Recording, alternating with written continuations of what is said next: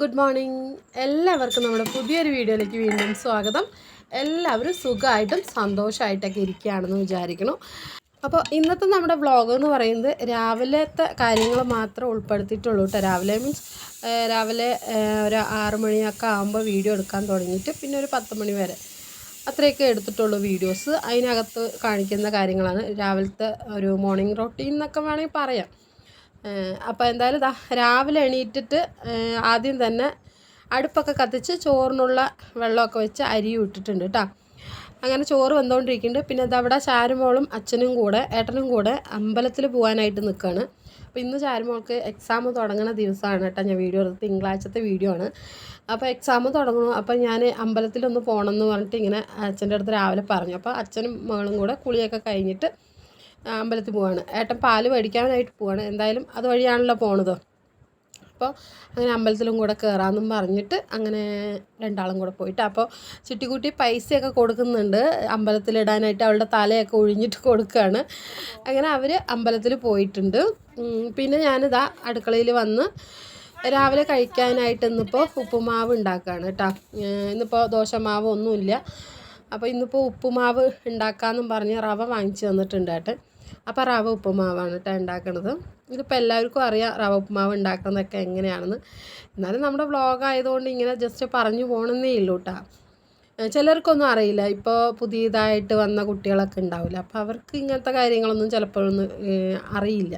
അപ്പോൾ അവർക്കൊക്കെ ഇതിങ്ങനെ കാണുമ്പോൾ അതൊരു യൂസ്ഫുൾ ആയിരിക്കും എന്ന് വിചാരിക്കും നമ്മളിങ്ങനെ പറയുമ്പോൾ. അപ്പോൾ ഞാനിതാ എണ്ണയൊക്കെ ഒഴിച്ച് കൊടുത്തു, കടുക് ഇട്ട് കൊടുത്തു, ഇത്തിരി ഉഴുന്ന് പരിപ്പും കൂടെ ചേർത്തു. ഉഴുന്ന് പരിപ്പ് ഇങ്ങനെ ഉപ്പുമാവിൽ ഇങ്ങനെ കടിക്കാൻ കിട്ടുമ്പോൾ നല്ല ടേസ്റ്റാണ്. അപ്പോൾ അതുകൊണ്ട് ഞാൻ കുറച്ച് ചേർക്കാറുണ്ട് കേട്ടോ. ഉഴുന്ന് പരിപ്പ് ഇട്ട് കൊടുത്തു, അതും ചേർത്ത് നന്നായിട്ടൊന്ന് മിക്സ് ചെയ്ത് പിന്നെ സവാള അരിഞ്ഞതും പച്ചമുളകും കറിവേപ്പില ഇതെല്ലാം ഇട്ട് കൊടുത്തു. നന്നായിട്ടൊന്ന് വഴറ്റുക. ഇഞ്ചിയും ചേർക്കാം കേട്ടോ. അപ്പം ഞാൻ ഇഞ്ചിയൊന്നും ചേർക്കാനുള്ള സമയമില്ല, എന്താണ് അരിഞ്ഞെടുക്കാനുള്ള സമയമില്ലാത്തതുകൊണ്ട് അതൊന്നും ചേർത്തിട്ടില്ല. ജസ്റ്റ് ഇങ്ങനെ നമ്മൾ എന്താ പറയുക വേണ്ട സാധനങ്ങൾ മാത്രം, ഉള്ളിയും പച്ചമുളകും കടുക് വറുത്ത് അങ്ങനെ അത് മാത്രമേ ഉള്ളൂ കേട്ടോ. പിന്നെ വെള്ളം, ആവശ്യത്തിനുള്ള വെള്ളമൊക്കെ ഒഴിച്ച് കുറച്ച് മഞ്ഞൾപ്പൊടിയുണ്ട്. മഞ്ഞൾപ്പൊടി ഒരുപാട് അങ്ങോട്ട് മഞ്ഞ കളറായാലും എനിക്കിഷ്ടമല്ല. ഒരു ജസ്റ്റ് ഒരു നുള്ളു മഞ്ഞൾപ്പൊടി, ഒരു ലൈറ്റ് മഞ്ഞ കളറുണ്ടല്ലോ, ഒരു ഭംഗിയുള്ള കളർ, ആ ഒരു കളറിലാണ് കേട്ടോ എനിക്ക് ഉപ്പുമാവ് ഇഷ്ടം. ചിലരുണ്ടാക്കണത് കാണാം ഭയങ്കര മഞ്ഞ കുത്തിയിട്ട് ഒരുമാതിരി, അത് കാണുമ്പോൾ തന്നെ കഴിക്കാനായിട്ട് തോന്നില്ല. ഒരു മപ്പ് പോലെയാണ് കണ്ടാൽ തന്നെ. അപ്പോൾ ഞാനെപ്പോഴും മഞ്ഞൾപ്പൊടി കുറച്ചിടും കേട്ടോ. മിക്കവാറും മഞ്ഞളിട്ടിട്ട് തന്നെ ഉണ്ടാക്കുള്ളൂ. മഞ്ഞളിടാതെ അങ്ങനെ ഉപ്പുമാവ് അങ്ങനെ ഞാൻ ഉണ്ടാക്കാറില്ല. അപ്പോൾ വെള്ളമൊക്കെ തിളച്ച് വരുമ്പോൾ ഉപ്പൊക്കെ ചേർത്ത് കൊടുക്കുന്നുണ്ട്. പിന്നെ ഞാനിതാ റോസ്റ്റഡ് റവ ആയതുകൊണ്ട് ഞാൻ റോസ്റ്റ് ചെയ്തിട്ടില്ല. പക്ഷേ റോസ്റ്റ് ചെയ്യണം. നമ്മൾ റോസ്റ്റഡ് റവ വാങ്ങിച്ചാലും ഒന്ന് നമ്മൾ ജസ്റ്റ് ഇങ്ങനെ ചീനച്ചട്ടിയിലിട്ട് ഒന്ന് വറുത്തെടുത്താൽ മാത്രമേ ഇത് നന്നായിട്ട് കിട്ടുള്ളൂ കേട്ടോ. അല്ലെങ്കിൽ പിന്നെ വലിയ എന്താ പറയുക റോസ്റ്റഡ് റവയാണെന്നും പറഞ്ഞിട്ട് വലിയ കാര്യമൊന്നുമില്ല. എനിക്കങ്ങനെ കിട്ടാറില്ല, ഇച്ചിരി ഒട്ടലൊക്കെ ഉണ്ടാവും.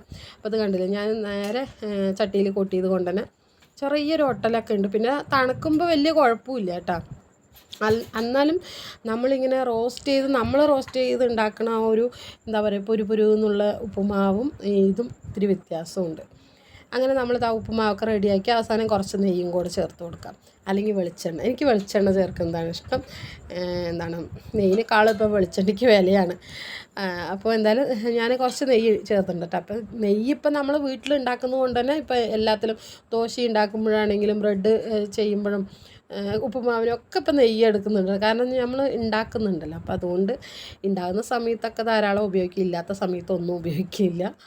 അപ്പോൾ ഞാനിത് ഏട്ടനുള്ള കഴിക്കാനുള്ള ഉപ്പുമാവും ചായയൊക്കെ എടുത്തിട്ട് പോവാണ്. അപ്പോൾ ഞാനിത് ഉണ്ടാക്കുമ്പോഴത്തേക്കും അച്ഛനും മകളും കൂടെ അമ്പലത്തിലൊക്കെ പോയിട്ട് വന്നു. അതിനിടയ്ക്ക് ഞാൻ ഉപ്പുമാവ് ഉണ്ടാക്കി, ചോറ് വെന്ത് ഊറ്റി വെച്ചു. പിന്നെ കറിക്കുള്ളതൊക്കെ റെഡിയാക്കിയിട്ട്, കറി ഇന്നിപ്പോൾ മുതിരി ഉണ്ടല്ലോ, മുതിരക്കൊള്ളു എന്നാണ് പറയുക. മുതിരിയും തക്കാളിയും ഉള്ളിയൊക്കെ ചേർത്തിട്ടുള്ളൊരു കറിയാണ്. ഒരു പുളിങ്കറി പോലെയാണ് ഉണ്ടാക്കുന്നത്. വേറെ പച്ചക്കറികളൊന്നും ഇല്ല കേട്ടോ. അപ്പോൾ പുളിങ്കറിയാണ് ഉണ്ടാക്കുന്നത്. അപ്പം ഞാനിതാ കറി വെക്കുകയാണ്. ചോറൊക്കെ ആയിട്ടുണ്ട്. പിന്നെ ഞാൻ ബീൻസ് ഉപ്പേരി ഉണ്ടാക്കി വെച്ചു കേട്ടോ. നേരത്തെ തന്നെ ബീൻസ് ഉപ്പേരിയും ചോറും ആയി. പിന്നെ ഇപ്പോൾ കറി എന്തായാലും ഒരു സ്കൂളിൽ പോകുമ്പോഴത്തേക്കും ആയാൽ മതി. അപ്പോൾ ഏട്ടനൊക്കെ കഴിച്ചിട്ട് വന്നിട്ട് ഇങ്ങനെ അവിടെ നിൽക്കുന്നുണ്ട്. ഏട്ടനെ വർക്കിന് കുറച്ച് പതുക്കെ പോയാൽ മതി കേട്ടോ. വീടിൻ്റെ അടുത്ത് തന്നെയാണ് വർക്കിന് പോണത്. അപ്പോൾ ഉച്ചയ്ക്ക് കഴിക്കാൻ വരും, ചിലപ്പോൾ 10 മണിക്ക് വരും. അങ്ങനെ വീടിൻ്റെ തൊട്ടടുത്ത് തന്നെയാണ് കേട്ടോ വർക്ക്. അപ്പോൾ അതുകൊണ്ട് ഇന്നിപ്പോൾ ആൾ ഉച്ചയ്ക്കൊക്കെ വരും. അപ്പോൾ ഞാൻ എന്തായാലും ആ മുതിരക്കറിയൊക്കെ വെക്കുന്നുണ്ട്. മുതിര കറി വെക്കുക പറഞ്ഞാൽ റെസിപ്പിയും കാര്യങ്ങളൊന്നും പറയാൻ മാത്രമൊന്നുമില്ല. മുതിര നന്നായിട്ട് വറുത്ത് കഴുകി വേവിക്കുക. അതിലേക്ക് ഒരു തക്കാളിയും ഒരു സവാളയും അരിഞ്ഞ് അതും കൂടെ ചേർത്ത് മഞ്ഞൾപ്പൊടിയൊക്കെ ഇട്ട് ചേർത്ത് വേവിച്ച് പിന്നെ ഉപ്പും മുളകും മല്ലിപ്പൊടിയൊക്കെ ഇട്ട് നന്നായിട്ട് തിളപ്പിച്ച് അതിൻ്റെ ഒരു പച്ചവാസനയൊക്കെ പോകുമ്പോൾ നമ്മൾ തേങ്ങ അരച്ചതും കൂടെ ചേർക്കും. ആ തേങ്ങ അരച്ചത് ചേർത്ത് കഴിഞ്ഞ് ആ തേങ്ങ അരച്ച് ചേർക്കുന്ന സമയത്ത് ഇത്തിരി പുളിവെള്ളം ഒഴിക്കും കേട്ടോ. ഒരു കൈപ്പുളി ഒഴിക്കും. അല്ലെങ്കിൽ മാങ്ങ ഇടുകയാണെങ്കിൽ പിന്നെ പുളിയുടെ ആവശ്യമില്ല. ഇപ്പം മാങ്ങ കിട്ടാൻ ഇപ്പം ഇല്ല കേട്ടോ, വീട്ടിലുണ്ടായിരുന്നു, ഇപ്പം കഴിഞ്ഞു. മാങ്ങ ഇല്ലാത്തതിൻ്റെ പേരിൽ ഞാൻ കുറച്ച് കൈപ്പുളി ഒഴിച്ചു. എന്നിട്ട് നന്നായിട്ടൊന്ന് തിളപ്പിക്കുക. പിന്നെ കടുക് വറുക്കുക. കടുക് വറുക്കുമ്പോൾ മെയിനായിട്ട് ഇതിന് വെളുത്തുള്ളി വേണം. വെളുത്തുള്ളി ഇട്ടിട്ട് കടുക് കാച്ചിയാൽ നല്ലൊരു മണം ഉണ്ടാവുള്ളൂ. ഈ ഒരു ഇതിനാണെങ്കിലും നമ്മൾ വെള്ളപ്പയറുണ്ടല്ലോ, വെമ്പയർ പുളി വയ്ക്കുമ്പോഴും ഒക്കെ ഈ വെളുത്തുള്ളി ഇട്ടിട്ട് വെച്ചാൽ തന്നെ നന്നായിരിക്കുള്ളൂ. കൊള്ളുപ്പുളി, നമ്മൾ ഈ പാലക്കാട്ടുകാരൻ്റെ കൊള്ളുപ്പുളി എന്നൊക്കെ പറയും. അപ്പം ഞാൻ എടുത്ത് ഇങ്ങനെ പാലക്കാട്ടുകാരൻ്റെ ഒരു എന്തെങ്കിലും സ്പെഷ്യൽ എന്ന് പറയുമ്പോൾ ആരെങ്കിലും തെറ്റിദ്ധരിക്കുന്നത് പാലക്കാട്ടുകാരൻ്റെ മാത്രമല്ല എന്ന് പറഞ്ഞിട്ട്.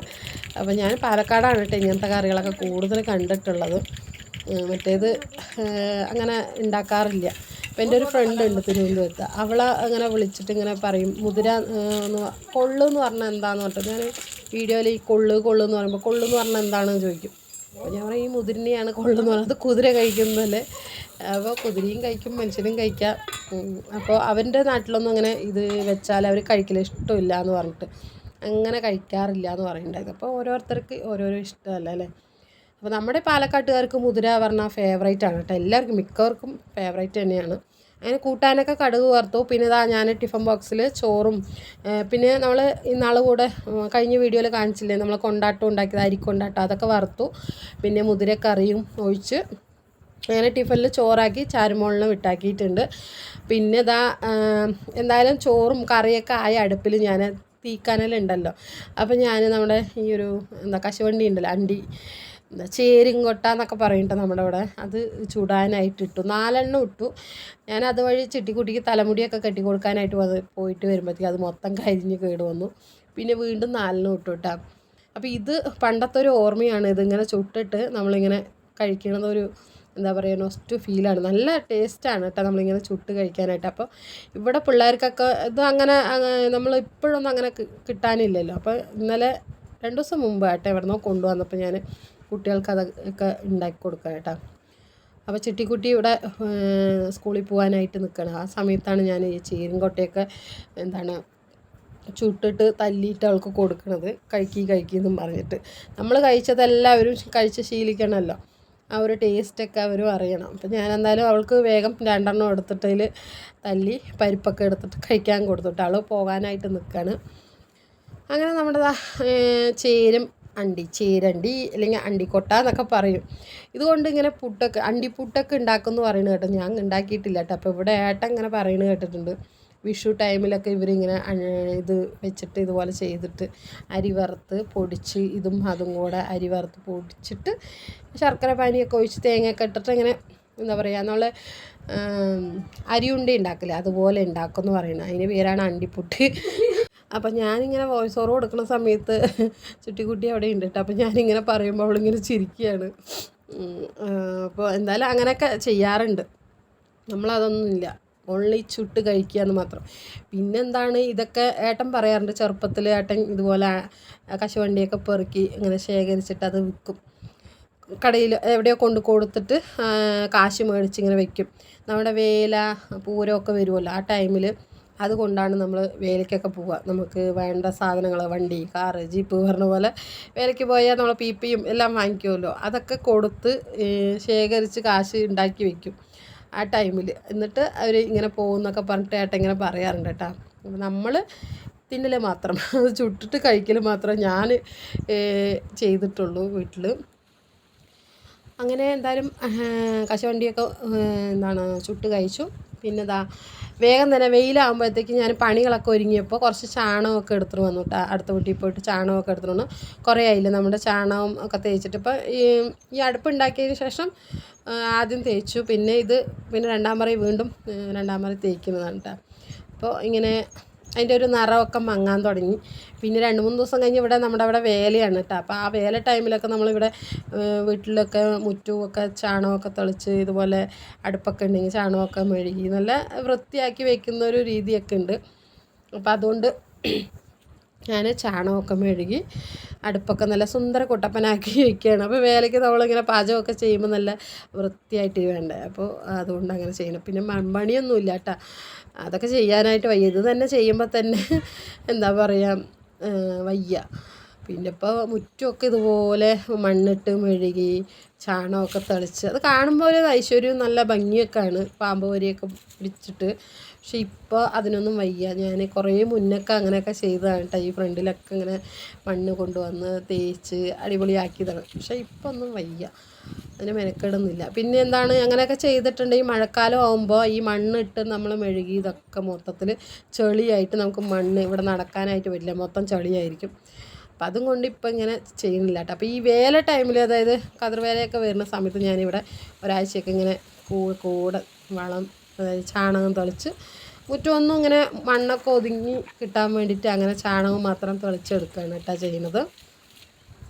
അപ്പോൾ ചാണകം ഇങ്ങനെ കയ്യിലൊക്കെ ഇട്ടിട്ട് ഇങ്ങനെ തളിക്കുമ്പോഴും അല്ലെങ്കിൽ കലക്കുമ്പോഴൊക്കെ ചിലർക്കൊന്നും അതൊന്നും ഇഷ്ടമാവില്ല, ബുദ്ധിമുട്ടായിരിക്കും. അത് പറഞ്ഞിട്ട് കാര്യമില്ല, അവർ അങ്ങനെ ശീലമില്ല ഉണ്ടായിരിക്കും. നമ്മൾ നാട്ടിൻ പുറത്തുള്ളവർക്കൊക്കെ ഇത് ശീലമാണ് കേട്ടോ. ചാണകമൊക്കെ കയ്യിലാക്കുന്നത് വലിയ കുഴപ്പമൊന്നും ഇല്ല. നമുക്കങ്ങനെ ഒരു അറപ്പോ വെറുപ്പോ ഒന്നുമില്ല. നമ്മൾ പശുവൊക്കെ ഉള്ള മാടൊക്കെ ഉള്ള വീട്ടിലായതുകൊണ്ട് എനിക്കങ്ങനെ അറപ്പൊന്നും തോന്നിയിട്ടില്ല. പിന്നെ ചാണകം എന്ന് പറയുന്നത് ഒരു ശരിക്കും സയൻറ്റിഫിക്കലി ആയിട്ട് ഇതൊരു മെഡിസിൻ പോലെയാണ്. അപ്പം അതുകൊണ്ട് നമ്മൾ ഇതാക്കുന്നത് കൊണ്ട് ഒരു കുഴപ്പമൊന്നുമില്ല. നമ്മൾ ചാണകം വീട്ടിൽ തളിക്കുന്നത് എപ്പോഴും വീട്ടിൽ രാവിലെ ചാണകം തളിക്കണം എന്ന് പറയുന്നത് തന്നെ ഒരു പോസിറ്റീവിന് വേണ്ടിയിട്ടാണ്. നമുക്ക് എന്താ പറയുക, അതൊരു പോസിറ്റീവ് എനർജി തരും എന്നൊക്കെയാണ് പറയുന്നത്. അപ്പോൾ അതുകൊണ്ട് ചാണകം എന്ന് പറയുമ്പോൾ അങ്ങനെ അറപ്പും വെറുപ്പും ഒന്നും വേണ്ട ആവശ്യമില്ല. അപ്പോൾ അങ്ങനെ ഞാൻ ചാണകമൊക്കെ തെളിച്ചതിന് ശേഷം നമ്മൾ തൊട്ടിപ്പുറത്ത് തന്നെ ഒരു കനാലുണ്ട് കേട്ടോ. അപ്പോൾ അതിലിങ്ങനെ വെള്ളം വരുന്നുണ്ട്, വെള്ളം കുറഞ്ഞിരിക്കുകയാണ് ഇപ്പോൾ. അങ്ങനെ അവിടെ വന്നിട്ട് ബക്കറ്റും എല്ലാം ചാണകമൊക്കെ ആക്കി ബക്കറ്റൊക്കെ കഴുകി കയ്യും കാലൊക്കെ വൃത്തിയായി കഴുകി. പിന്നെ ഞാൻ അവിടെ ഇങ്ങനെ കുറച്ച് നേരം കാലൊക്കെ ഇട്ടിട്ടിരുന്നു. എന്നിട്ട് പിന്നെ വേഗം വന്ന് തുണികളൊക്കെ കഴുകാനായിട്ട് നിന്നു കേട്ടോ. തുണികളൊക്കെ രാവിലെ തന്നെ സോപ്പ് വെള്ളത്തിൽ മുക്കി വെച്ചിട്ടുണ്ടായിരുന്നു. പണികളൊക്കെ ഒരുങ്ങിയിട്ട് തുണിയൊക്കെ ഒന്ന് കഴുകിയിടാമെന്നും പറഞ്ഞിട്ട്. പിന്നെ മടിച്ചിരുന്ന വെയിൽ കണ്ട് ഇങ്ങനെ മടിച്ചിരുന്നിട്ടുണ്ടെങ്കിൽ പിന്നെ നമുക്കതങ്ങോട്ട് ചെയ്യാനായിട്ടൊരു തോന്നില്ല. പിന്നെ വിചാരിക്കും വൈകുന്നേരം ആവട്ടെ, എന്നാൽ പിന്നെ വൈകുന്നേരത്ത് കഴുകാമെന്നും പറഞ്ഞിട്ട് വേഗം കുളിച്ചിട്ട് പണിയൊരുക്കും. തുണി അവിടെ തന്നെ കിടക്കും. അപ്പോൾ ഞാൻ വിചാരിച്ചു ഇന്നിപ്പോൾ ചാണകമൊക്കെ തെളിച്ചത് കൊണ്ട് തന്നെ എല്ലാ പണിയും ഒരുങ്ങിയിട്ട് കുളിക്കാമെന്നും പറഞ്ഞിട്ട് അങ്ങനെ തുണികളും കൂടെ കഴുകി വെച്ചു. പിഴിഞ്ഞൊക്കെ വെച്ചതിന് ശേഷം പോയി കുളിച്ച് പിന്നെ നമ്മളതാ തുണിയൊക്കെ ഒന്ന് വിരിച്ചിടുകയാണ് കേട്ടോ. നല്ല വെയിലുണ്ട്, 10 മണിയായാൽ പിന്നെ നല്ല വെയിലാണ്. പാലക്കാട്ടിലെ ചൂട് അറിയാമല്ലോ, നമ്മുടെ ഇവിടെയൊക്കെ എത്രയോ കുഴപ്പമില്ല, ടൗണിലൊക്കെ പോയാൽ നിൽക്കാനായിട്ട് പറ്റില്ല, അത്രയ്ക്കും ചൂടും ഇതുമാണ്. അങ്ങനെ നമ്മൾ തുണിയൊക്കെ ഉണങ്ങാനിട്ടിട്ട് പിന്നെ ഞാനിതാ പിന്നെ എന്തായാലും കുളിയൊക്കെ കഴിഞ്ഞതാണല്ലോ, അപ്പോൾ ഇങ്ങനെ ഒന്ന് മേക്കപ്പൊക്കെ ചെയ്തിരിക്കാം. അപ്പോൾ ഇതൊന്നും പതിവില്ല കേട്ടോ, ഞാനങ്ങനെ വീട്ടിലിരിക്കുമ്പോൾ അങ്ങനെ മേക്കപ്പൊന്നും ഇടില്ല, പൗഡർ പോലും ചിലപ്പോഴേ ഇടുകയുള്ളൂ. ആ നെറ്റിയിലൊരു പൊട്ട് വെച്ചാൽ അത് 4 ദിവസം അവിടെ ഉണ്ടാവും. പിന്നെ സിന്ദൂരം ഇടും, അത്രയേ ഉള്ളൂ, അല്ലാതെ പൗഡറോ അങ്ങനെയൊന്നും ഇടില്ല. സിന്ദൂരം ഇടും, പിന്നെ ചന്ദനം ഇടും. പിന്നെ എന്തായാലും ഇന്നിപ്പോൾ വീഡിയോ ഒക്കെ എടുക്കാമല്ലോ എന്നും പറഞ്ഞിട്ട് വീഡിയോ എടുക്കുന്ന ആ കൂട്ടത്തിൽ അങ്ങനെ പൗഡറൊക്കെ ഒന്ന് ഇട്ട് സിന്ദൂരം ഇട്ട് ചന്ദനമൊക്കെ ഇട്ട് ജസ്റ്റ് ലിപ്സ്റ്റിക്കൊക്കെ ഇടുന്നുണ്ട് കേട്ടോ. ലിപ്സ്റ്റിക്ക് വരെ ഇടാൻ തുടങ്ങി ഞാൻ വീട്ടിൽ, അതിപ്പോൾ വെറുതെ ഒന്ന് വീഡിയോയ്ക്ക് വേണ്ടി മാത്രം. അങ്ങനെ എല്ലാം മേക്കപ്പും എല്ലാം കഴിഞ്ഞ് കണ്ണൊക്കെ എഴുതി അങ്ങനെ എല്ലാം കഴിഞ്ഞു. പിന്നെ 10 മണിയായിട്ടുള്ളൂ കേട്ടോ, അപ്പോഴേക്കും എൻ്റെ എല്ലാ പണിയും ഒരുങ്ങി.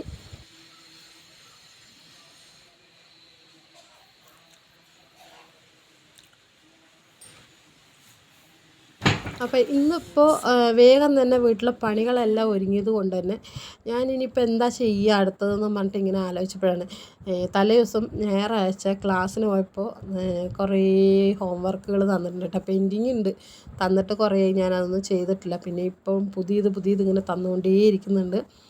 അപ്പോൾ അതെന്തെങ്കിലും എഴുതാമെന്നും പറഞ്ഞിട്ട് അങ്ങനെ ബുക്കൊക്കെ എടുത്ത് ജസ്റ്റ് ഇങ്ങനെ നോക്കി കുറച്ച് നേരം അങ്ങനെ എന്താ പറയുക ബുക്കൊക്കെ മറിച്ചും തിരിച്ചും ഒക്കെ നോക്കി. കുറേയൊക്കെ ഇങ്ങനെ വായിച്ചിട്ട് അവിടെ നിന്ന് ഇവിടെ നിന്നൊക്കെ കുത്തി എടുത്ത് കുറച്ചൊക്കെ നോട്ട് ചെയ്ത് വെച്ച് അങ്ങനെ ഇരുന്നു കേട്ടോ. പിന്നെ ഞാൻ കുറച്ച് നേരം ഇരിക്കുമ്പോഴത്തേക്കും പിന്നെ ഏട്ടൻ വന്നിട്ടുണ്ടായിരുന്നു. ഏട്ടൻ ചായ കുടിക്കാനായിട്ട് വന്നു. അങ്ങനെ ഏട്ടനെ ചായയൊക്കെ ഉണ്ടാക്കി കൊടുത്തു. പിന്നെ ഏട്ടൻ അങ്ങനെ പറഞ്ഞു വിട്ടു. പിന്നെ ഉച്ചയ്ക്ക് വന്നു ഭക്ഷണമൊക്കെ കഴിച്ചു കേട്ടോ. പിന്നെ ഞാൻ ഈ ഒരു വീഡിയോയിൽ പിന്നെ അതൊന്നും കാണിച്ചിട്ടില്ല, അതൊന്നും ഉൾപ്പെടുത്തിയിട്ടില്ല, വീഡിയോസൊന്നും പിന്നെ എടുത്തില്ല.